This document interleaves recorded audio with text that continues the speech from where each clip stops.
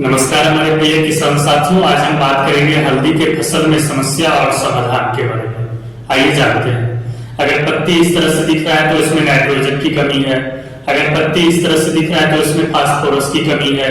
अगर पत्ती इस तरह से दिख रहा है तो इसमें पोटेशियम की कमी है। अगर पत्ती इस तरह से दिख रहा है तो इसमें मैग्नीशियम की कमी है। अगर पत्ती इस तरह से दिख रहा है तो इसमें मैग्नीज की कमी है। अगर पत्ती इस तरह से दिख रहा है तो इसमें आयरन की कमी है। अगर पत्ती इस तरह से दिख रहा है तो इसमें जिंक की कमी है। अगर पत्ती इस तरह से दिख रहा है तो इसमें सल्फर की कमी है। आइए हम कीट प्रबंधन समस्या के बारे में जानते हैं। हल्दी में खरपतवार की समस्या है तो इसमें आप पेंडिमेथालिन 38.7% CS का इस्तेमाल कर सकते हैं, या फिर आप इसमें ऑक्सीक्लोरोक्विन 23.5% TC का इस्तेमाल कर सकते हैं। पत्ती रोलर की समस्या, इसका लक्षण पत्तियां मुड़ी हुई या घुमावदार हो जाती है, इसमें आप मैंकोजेब 75% WP या फिर आप इसमें कार्बेंडाजिम 50% WP का इस्तेमाल कर सकते हैं। तैला की समस्या, पत्तियां लुढ़क जाती है, पीली हो जाती है और धीरे धीरे सूख जाती है, इसमें आप डायमोथेरेट 30% TC का इस्तेमाल कर सकते हैं।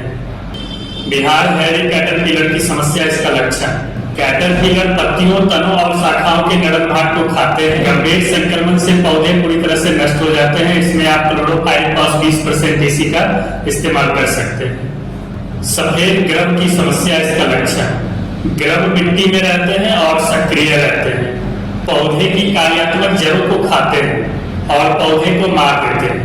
ग्रब से संक्रमित पौधे पीली हो जाते हैं, शाखाएं नीचे गिर जाती है, पौधे सूख जाते हैं, इसमें आप क्लोरोपाइरिफॉस 20% TC का इस्तेमाल कर सकते हैं।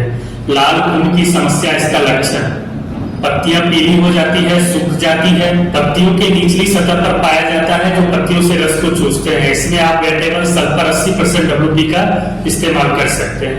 पत्ती धब्बा की समस्या, इसका लक्षण प्रभावित पत्तियों में पीले आयताकार के धब्बे दिखाई देते हैं। जैसे जैसे रोग बढ़ता है पत्तियां सूख जाती हैं और झुलस जाती है, इसमें आप मैंकोजेब 75% WP या फिर आप इसमें कार्बेंडाजिम 50% WP या फिर आप इसमें कॉपर ऑक्सीक्लोराइड 50% WP का इस्तेमाल कर सकते हैं। पत्ती ब्लोच धब्बा रोग की समस्या, इसका लक्षण धब्बे अधिक संख्या में दिखाई देते हैं जो पत्ती के दोनों किनारों को कवर करते हैं। हमला किए गए पत्ते हरे रंग के बजाय लाल भूरे रंग के दिखाई देते हैं, इसमें आप मैंकोजेब 75% WP या फिर आप इसमें कार्बेंडाजिम 50% WP या फिर आप इसमें कॉपर ऑक्सीक्लोराइड 50% WP का इस्तेमाल कर सकते हैं। प्रकंद सड़ाने की समस्या, इसका लक्षण संक्रमित पौधे में बेसल भाग पानीदार या मुलायम दिखाई देता है, पत्तियां के किनारे धीरे धीरे सूख जाती है, इसमें आप कॉपर ऑक्सीक्लोराइड 50% WP का इस्तेमाल कर सकते हैं। सूखी शराब की समस्या, इसका लक्षण प्रभावित सिकवे हुए दिखाई देते हैं जो बाद में सूख जाते हैं और कठोर हो जाते हैं, इसमें आप कॉपर ऑक्सीक्लोराइड 50% WP का इस्तेमाल कर सकते हैं। जीवाणु जनित मुरझा रोग की समस्या, इसका लक्षण पत्तियों का पीलापन या धब्बे के बिना पूरे पौधे तेजी से मुरझाने लगते हैं या मर जाते हैं, इसका मुख्य लक्षण है। सभी शाखाएं लगभग एक ही समय पर मुरझा जाते हैं, इसमें आप कॉपर ऑक्सीक्लोराइड 50% WP का इस्तेमाल कर सकते हैं। जड़ों का बेहतर विकास के लिए आप इसमें टैरिडोल का इस्तेमाल कर सकते हैं। इसमें दो तरह के माइक्रोराजा होते हैं, एक्टोमाइक्रोराजा और इंटोमाइक्रोराजा।